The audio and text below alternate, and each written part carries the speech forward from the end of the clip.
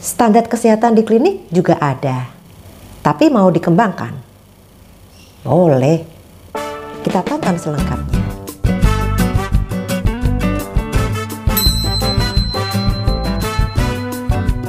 Assalamualaikum warahmatullahi wabarakatuh. Sobat sehat, Dr. Sufi di sini. Kita jumpa lagi.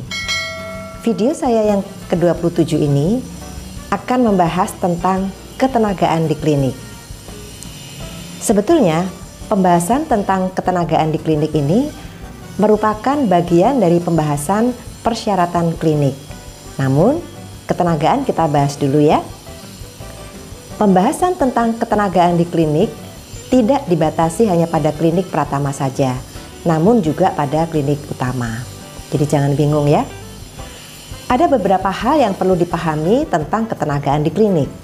Antara lain, yang pertama, penanggung jawab teknis klinik harus seorang tenaga medis, dokter atau dokter gigi.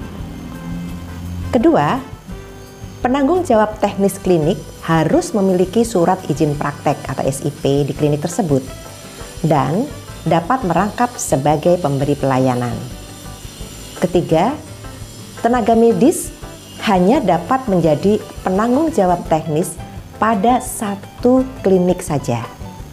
Keempat, ketenagaan klinik rawat jalan terdiri atas tenaga medik, tenaga keperawatan, tenaga kesehatan lain, dan tenaga non-kesehatan sesuai dengan kebutuhan.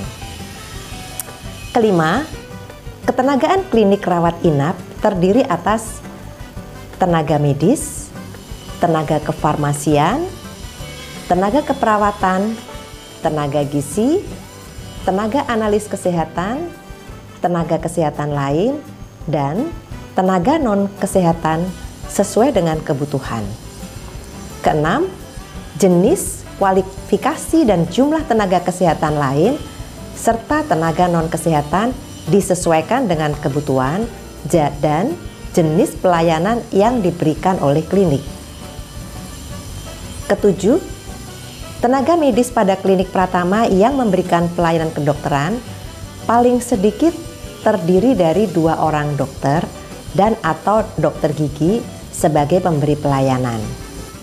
Kedelapan, tenaga medis pada klinik utama yang memberikan pelayanan kedokteran paling sedikit terdiri dari 1 orang dokter spesialis dan 1 orang dokter sebagai pemberi pelayanan.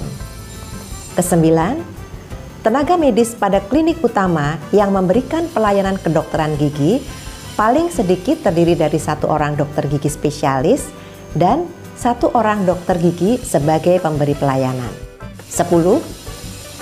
Setiap tenaga medis yang berpraktik di klinik harus mempunyai surat tanda registrasi atau STR dan surat izin praktik atau SIP sesuai ketentuan peraturan perundang-undangan. 11. Setiap tenaga kesehatan lain yang bekerja di klinik harus mempunyai surat tanda registrasi atau STR dan surat izin kerja atau SIK atau surat izin praktek atau SIP sesuai ketentuan peraturan perundang-undangan. Ke-12, setiap tenaga kesehatan yang bekerja di klinik harus bekerja sesuai dengan standar profesi, standar prosedur operasional, standar pelayanan, etika profesi, menghormati hak pasien, serta mengutamakan kepentingan dan keselamatan pasien. 13. Pendayagunaan tenaga kesehatan warga negara asing di klinik dilaksanakan sesuai ketentuan peraturan perundang-undangan. Karena ada provinsi di Indonesia itu yang kliniknya itu memperkerjakan juga tenaga kesehatan warga negara asing. 14. Klinik yang menyelenggarakan pelayanan kesehatan 24 jam harus menyediakan dokter serta tenaga kesehatan lain sesuai kebutuhan pelayanan dan setiap saat berada di tempat. Nah, 14 hal tentang ketenagaan tersebut di atas bisa Sobat Sehat lihat pada Permenkes RI nomor 9 tahun 2014 tentang klinik.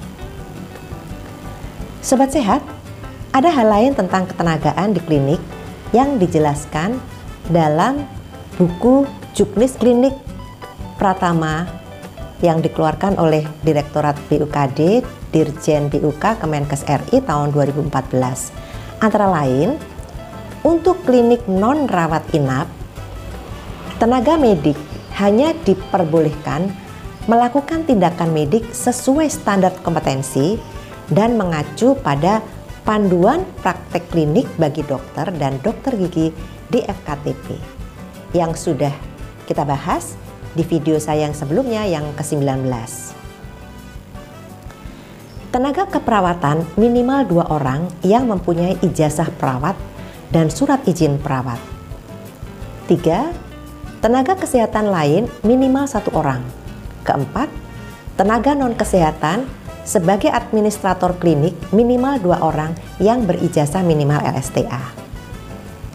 Yang kedua, standar untuk klinik rawat inap terdiri atas tenaga medis minimal 4 orang, tenaga kefarmasian minimal 1 orang, tenaga keperawatan minimal 4 orang, tenaga bidan minimal 1 orang, tenaga analis kesehatan minimal 1 orang, tenaga kesehatan lain, dan tenaga non-kesehatan sesuai kebutuhan. Sobat Sehat, semoga tetap semangat selalu dalam menjalani serta melayani di situasi pandemi COVID-19 ini. Dan terus berusaha melakukan supervisi langkah-langkah pencegahan dan penanggulangan infeksi atau PPI di klinik masing-masing ya. Gitu dulu. Terima kasih telah memberikan saran dan masukan yang telah masuk di kolom komentar. Saya tetap mengundang masukan dan saran dari Sobat Sehat. Semoga selalu sehat. Wassalamualaikum warahmatullahi wabarakatuh.